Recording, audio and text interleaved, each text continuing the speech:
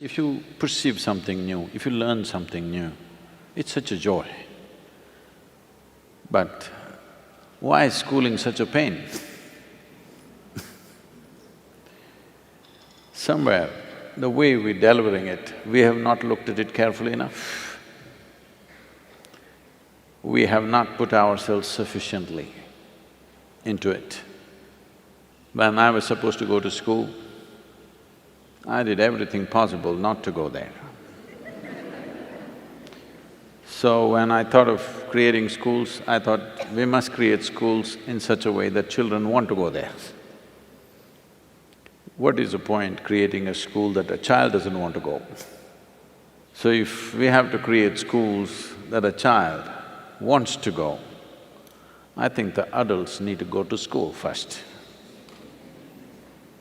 So, in a way, these conferences are just that effort to put the adults to school so that we, all of you can create schools where the child wants to go.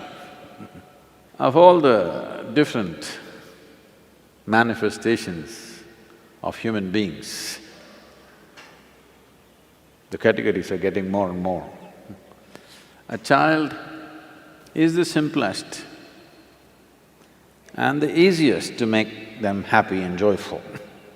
With such a segment of population which is naturally joyful, I don't see why it is so difficult to create a joyful way of delivering education.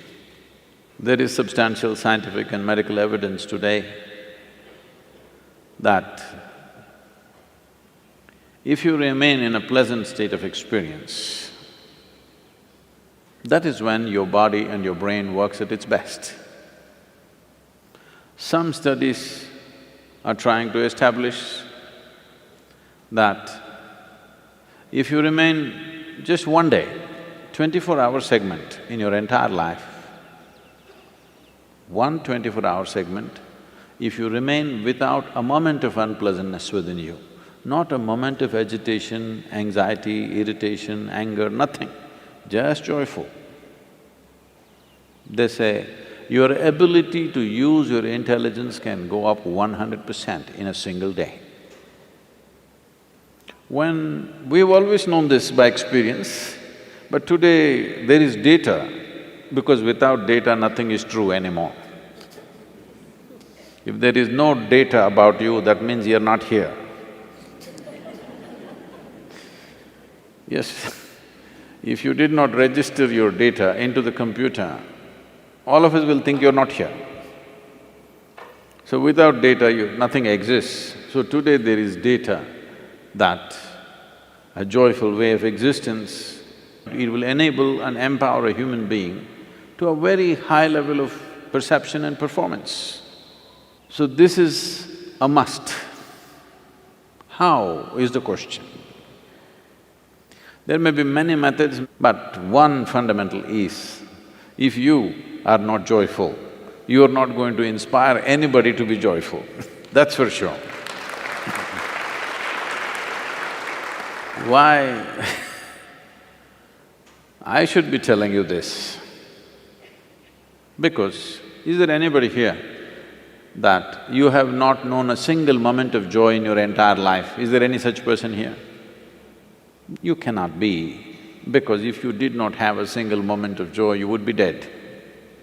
You would have no reason to live. So you know how to be joyful.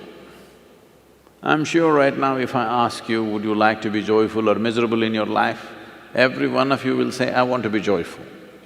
So you know how to be joyful, you want to be joyful. So why do you need a guru to tell you? Yes, Sadhguru, I want to be joyful, but… To kick that butt, you need a guru.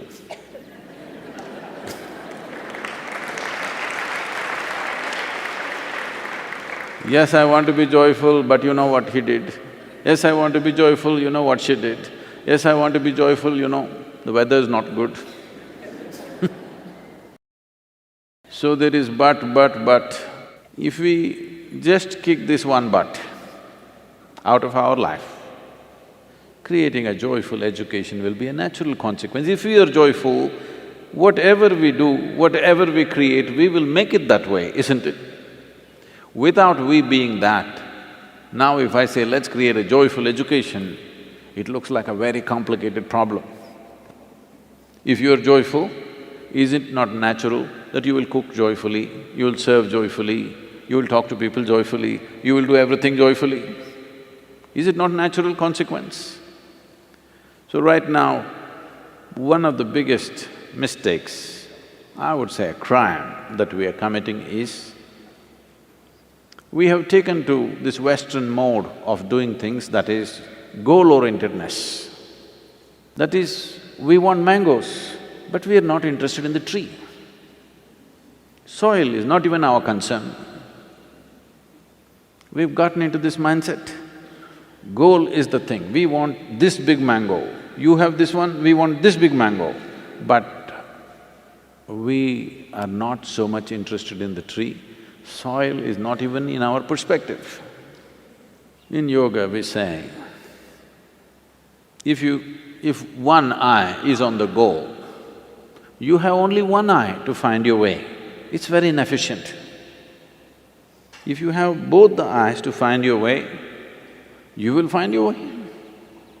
This too much goal-orientedness has made human beings, not only in schooling, in life, in the way we create our businesses, the way we run the nations, the way we conduct the affairs of the world, everything has become so skewed and not about life.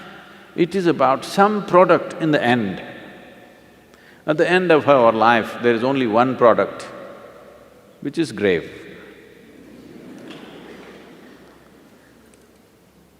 Either we are investing too much in the graveyards of the past, or futuristic. If it's futuristic, it's grave-oriented, because that's our only future that's going to happen to you and me. Yes or no? Hello? That is the only future. So the thing is, whether it is schooling or business or anything that we are doing is about how we conduct it now. What will come out of it? Whatever comes out of it. Are we doing it in the most beautiful way possible? If this one thing is embedded in us, methods, various tools, all these things will come from experts. There are many experts. There are a whole lot of people who invested their life thinking through these things. We can use that. But to use these methods in a way that it works, we need people who are first of all joyful, who know how to make their life beautiful. If you do not know how to make your life beautiful, this aspiration of making everybody's life beautiful is not going to work. So, many of you who are as teachers, as educators, as experts in the field, variety of expertise that is here, the evolution of the teacher is the most important thing, everything else is secondary. Who delivers this is the most important thing. It's not… we have not invested enough in that. Evolution of the teacher does not mean just more and more tricks about education. As a human being, if the teacher blossoms, becomes a joyful, loving, compassionate human being, above all conscious human being, everybody has to strive for this, otherwise this will not happen. This is not something that will happen because you got a PhD. This is something that you have to work upon yourself. If this process is brought into the teachers, you must see the tradition of this country is this. Usually parents gave away their children to a teacher, an acharya or a guru, took the children totally in his fold because people saw him as an evolved human being, not just a knowledgeable human being, an evolved human being. So they saw that if we leave our children in his hands, in his or her hands, naturally our children will blossom. So this has to come. This may look like, oh, is this possible to train all the teachers? Why not, I'm asking. For the first time, for the very first time in the history of humanity, We have capabilities that no other generation could ever dream of, isn't it? For the first time, we can speak to the entire world. It is time we make truth mainstream. If truth becomes mainstream, truth means what really works. If I sit here,